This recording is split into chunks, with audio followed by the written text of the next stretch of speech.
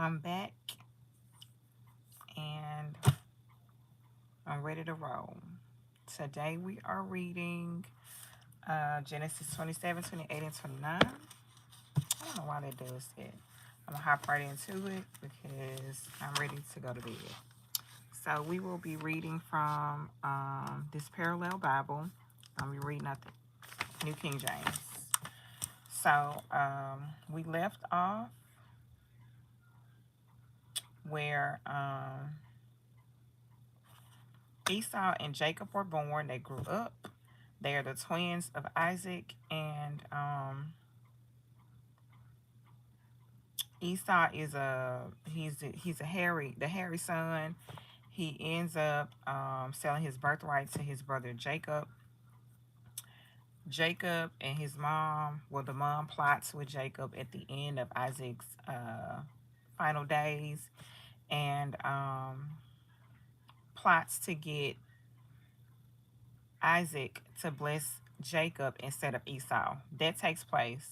Esau is upset. He goes and marries these women that he's not supposed to be marrying, and becomes a very, very, very, very big headache for his parents. So his wives are basically, a headache for the mom and daddy. So now we're gonna look at Jacob receiving Isaac's blessing, and yeah. So this is the KJV version. I'm just going to get started. Now it came to pass when Isaac was old and his eyes were so dim that he could not see, that he called Esau his older son and said to him, "My son." And he answered him, "Here I am." And he said, "Behold, I am old. I do not know the day of my death. Now therefore, please take your weapon, your quiver, and your bow, and go out in the field and hunt game for me." Oh, we hadn't even made it to that part. "And make me a savory food such as I love, and bring it to me that I may eat, that my soul may bless you before I die."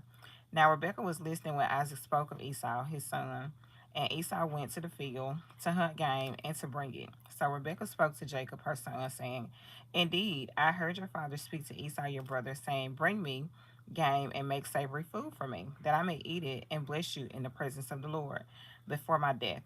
Now therefore, my son, obey my voice according to what I command you. Go now to the flock and bring me from there 2 choice kids of goats, and I will make the savory food from them for your father, such as he loves.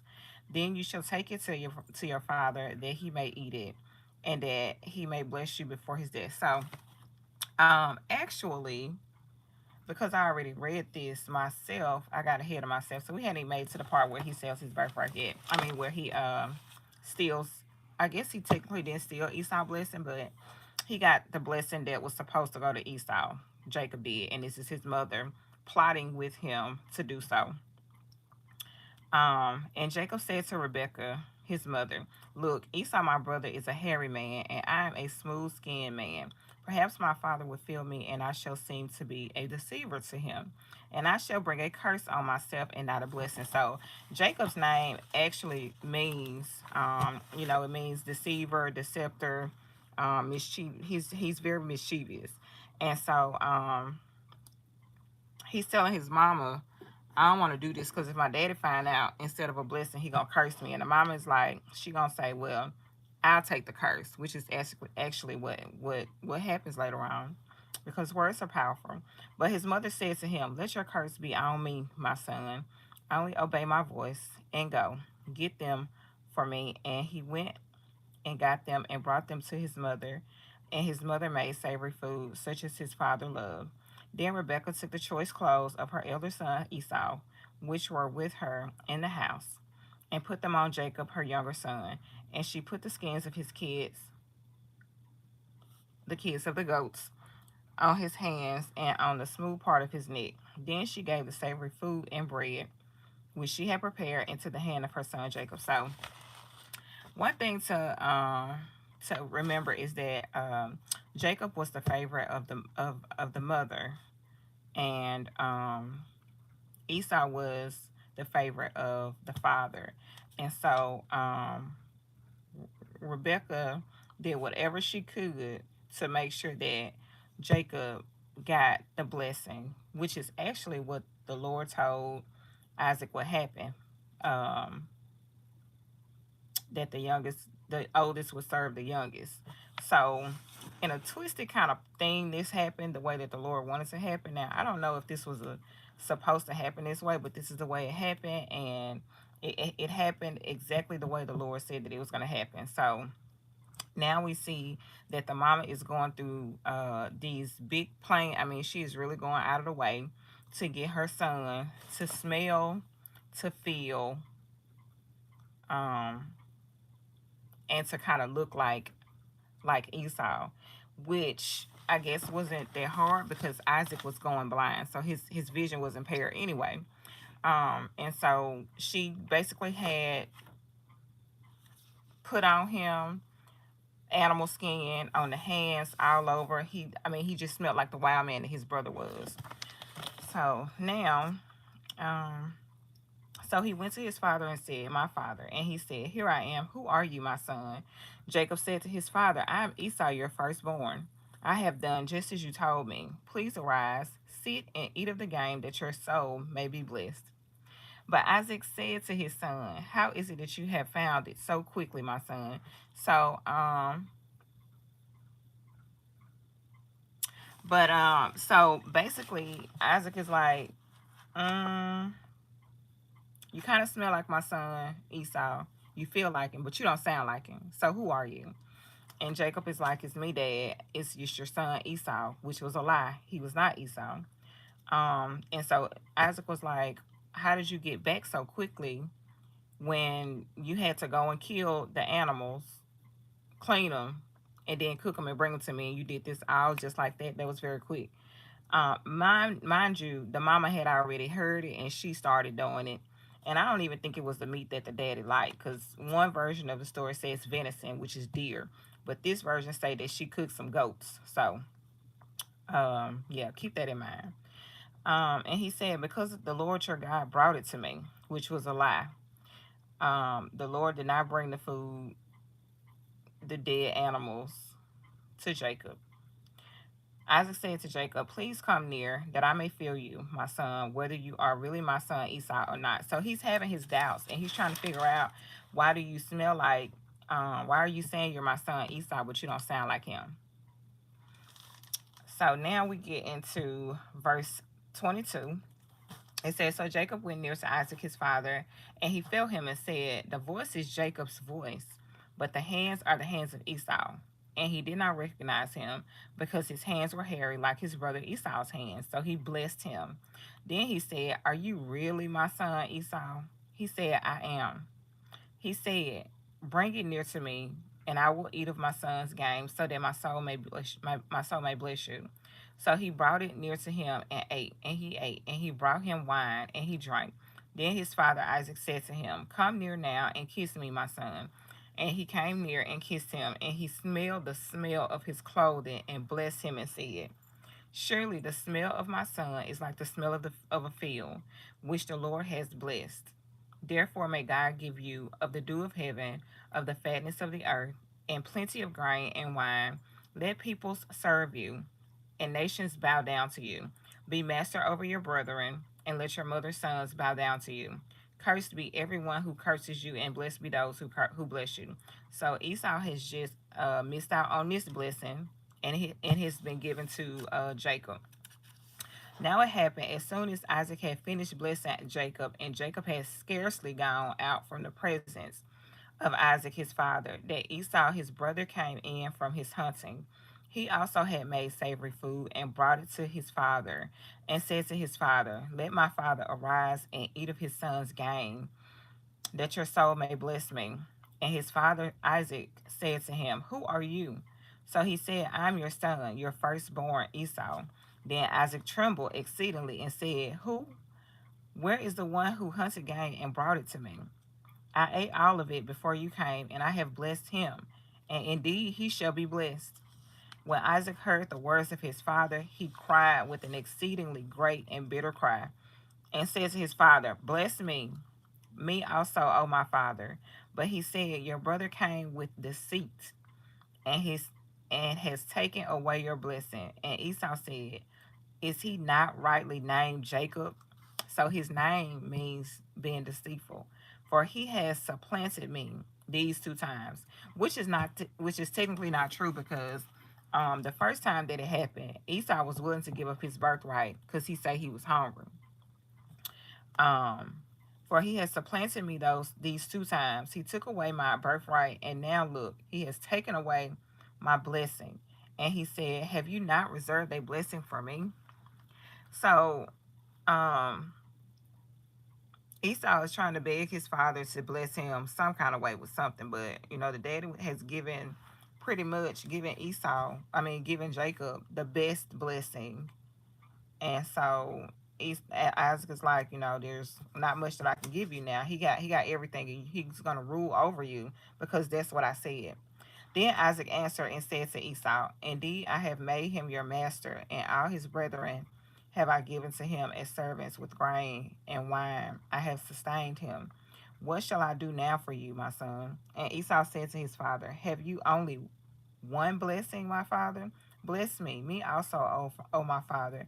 And and Esau lifted up his voice and wept. Then Isaac his father answered and said to him, behold, your dwelling shall be of the fatness of the earth, and of the dew of heaven from above. By your sword you shall live, and you shall serve your brother. And it shall come to pass when you become restless, that you shall break his yoke from your neck. It's tough. So Esau hated Jacob because of the blessing with which his father blessed him.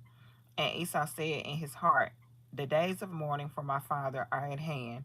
Then I will kill my brother Jacob. So Esau is like, my after my daddy dies, I'm killing my brother. And the words of Esau, her older son, were told to Rebekah. So she sent and called Jacob, her younger son, and said to him, surely your brother Esau comforts himself concerning you by intending to kill you. Now therefore, my son, obey my voice. Arise, flee to my brother Laban in Haran, and stay with him a few days until your brother's fury turns away, until your brother's anger turns away from you, and he forgets what you have done to him. Then I will send and bring you from there. Why should I be bereaved also of you both in one day? So she's trying to send Jacob off to save his life, even though this is the reason, she's the reason why he's in this predicament to begin with. And Rebekah said to Isaac, I am weary of my life because of the daughters of Heth. If Jacob takes a wife of the daughters of Heth, like these who are the daughters of the land, what good will my life be to me? So Rebekah wants Jacob to go marry somebody in her family, not where they live, but far away. Like Isaac, the servant, Abraham's servant, was sent to this same place to find a wife for Isaac, where Rebecca came from. Um, they all related. They like cousins and stuff. So the 28th chapter. Then Isaac called Jacob, and let me just say that this is not. They married, like there was a lot of marrying cousins going on, but this is not. This is not what the Lord wanted to happen. So this is not a, what is it? This is not permission, for these things to happen. Then Isaac called to Jacob and blessed him and charged him and said to him, you shall not take a wife from the daughters of Canaan. Arise, go to Padan Aram, to the house of Bethuel, your mother's father, and take for yourself a wife from there of the daughters of Laban, your mother's brother. May God Almighty bless you and make you fruitful and multiply you, that you may be an assembly of peoples, and give you the blessing of Abraham to you and your descendants with you, that you may inherit the land in which you are a stranger, which God gave to you. So Isaac sent Jacob away and went to Padan Aram to Laban, the son of Bethuel the Syrian, the brother of Rebekah, the mother of Jacob and Esau. So again, they are all related. Esau saw that Isaac was blessed. Esau saw that Isaac had blessed Jacob and sent him away to Padan Aram to take himself a wife from there. And that as he blessed him, he gave, and that as he blessed him, he gave him a charge, saying, You shall not take a wife from the daughters of Canaan, which is where they were currently living. And that Jacob had obeyed his father and his mother, and had gone to Padan Aram. Also, Esau saw that the daughters of Canaan did not please his father Isaac.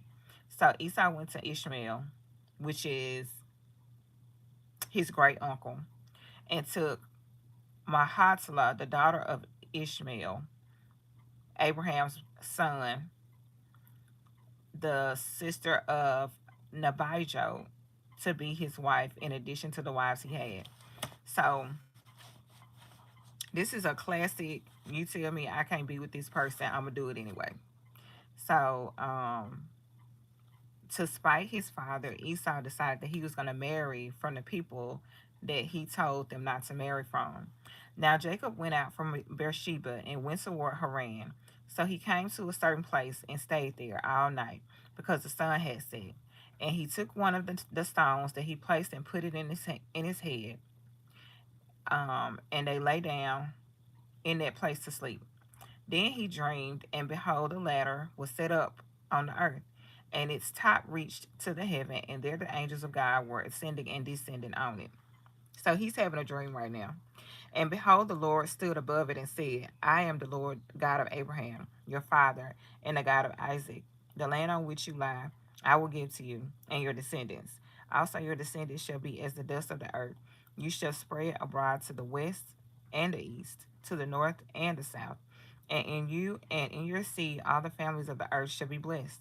Behold, I am with you, and will keep you wherever you go, and will bring you back to this land, for I will not leave you until I have done what I have spoken to you. Then Jacob awoke from his sleep and said, Surely the Lord is in this place, and I did not know it. And he was afraid and said, How awesome is this place! This is none other than the house of God, and this is the gate of heaven. Then Jacob rose early in the morning and took the stone he had put at his head, set it up on a pillar, and poured oil on top of it, and called the name of that place Bethel. But the name of that city had been Luz previously. Then Jacob made a vow, saying, If God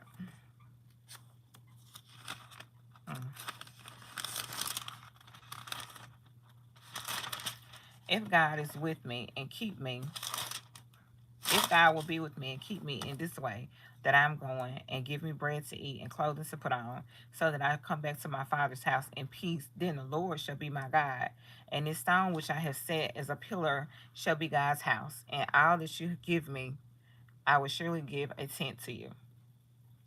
So after this dream, Jacob is like, clearly, the Lord is going to take care of me. And if he takes care of me, then I'm going to pay. I'm going to give him a tenth of everything that I earn, and I make. So he's on his way to his uncle's house, Laban, to find a wife. Like they sent him away because Esau said that he was gonna kill him. And Isaac and his mama was like, "Well, why you gone? Go ahead and find your wife." So we're in chapter 29 now. So Jacob went on his journey and came to the land of the people of the east. And he looked and saw a well in the field, and behold, there were 3 flocks of sheep lying by it. For out of the well they watered the flocks. A large stone was on the well's mouth. Now all the flocks would be gathered there, and they would roll the stone from the well's mouth, water the sheep, and put the stone back in its place on the well's mouth. And Jacob said to them, My brethren, where are you from? And they said, We are from Haran. Then he said to them, Do you know Laban the son of Nahor? And they said, We know him. And they said, He is well. And look, his daughter Rachel is coming with the sheep. So Rachel, um, from my understanding, was a shepherd. So she was out working, and Jacob saw her and fell in love, basically. Then he said, Look, it is still high day. It is not time for the cattle to be gathered together. Water the sheep and go feed them. But they said, We cannot until all the flocks are gathered together, and they have rolled the stone from the well's mouth. Then we water the sheep. Now, while he was still speaking with them, Rachel came with her father's sheep, for she was a shepherdess. And it came to pass when Jacob saw Rachel, the daughter of Laban, his mother's brother, and the sheep of Laban, his mother's brother, that Jacob went near and rolled the stone from the well's mouth. and watered the flock of Laban, his mother's brother. Then Jacob kissed Rachel. Now he did all this on first sight. He kissed her. He took over her job for her. He just fell in love and lifted up his voice and wept. And then he cried over her. He did all of this the first time he saw this woman. He took over her work. He kissed her and he cried. And Jacob told Rachel that he was her father's relative and that he was Rebekah's son. So she ran and told her father. Then it came to pass when Laban heard the report about Jacob, his sister's son, that he ran to meet him and embraced him and kissed him and brought him to his house.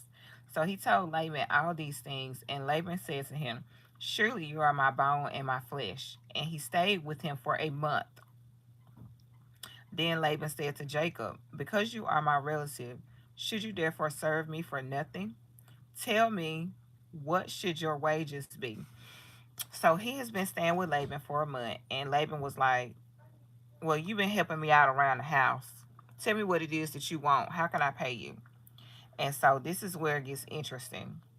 "Tell me what your wages should be." Now Laban had two daughters. The name of the elder was Leah, and the name of the younger was Rachel. Now Rachel is the one that he went out and kissed, took over her work, and cried over. Leah's eyes were delicate. So basically, they're saying that Leah was not as pretty as Rachel, but Rachel was beautiful in of form and appearance. Now Jacob loved Rachel, so he said, "I will serve you 7 years for Rachel, your younger daughter." And Laban said, "It is better that I give her to you than I should give her to another man. Stay with me." So Jacob served 7 years for Rachel, and they seemed only a few days to him because he loved her so much. So he worked for 7 years for this woman because he wanted to marry her, because he couldn't marry her unless the daddy approved it. When you think about that in contrast to today, it's completely different. Then Jacob said to Laban, Give me my wife, for my days are fulfilled, that I may go into her." And Laban gathered together all the men of the place and made a feast. Now it came to pass in the evening that he took Leah, his daughter, and brought her to Jacob, and he went into her. So Laban is playing a trick on Jacob. Jacob is the trickster, but he just got played. So Laban, instead of giving his youngest daughter Rachel, he snuck in Leah in the bed. With no lights in there, so he didn't know what was going on. He probably was drunk. Leah went in. They had sex. He woke up the next morning, was like, "Where's Rachel?" So now it came to pass in the evening that he took Leah his daughter and brought her into Jacob, and he went into her. And Laban gave his maid Zilpah to his daughter Leah as a maid. So it came to pass in the morning, and that behold, it was Leah. And he said to Laban, "What is this that you have done to me? Was it not for Rachel that I served you? Why then have you deceived me?" And Laban said, "It must not be done so in our country, to give the younger before the firstborn. Fulfill her week. Wait a minute. Fulfill her week, and we will give you this one also for service, which you will serve me for another 7 years." So he basically saying, "You can have Rachel too if you serve me another 7 years." Then Jacob did so and fulfilled her week. So he gave him his daughter Rachel as a wife also. And Laban gave his maid Bilhah to his daughter Rachel as a maid.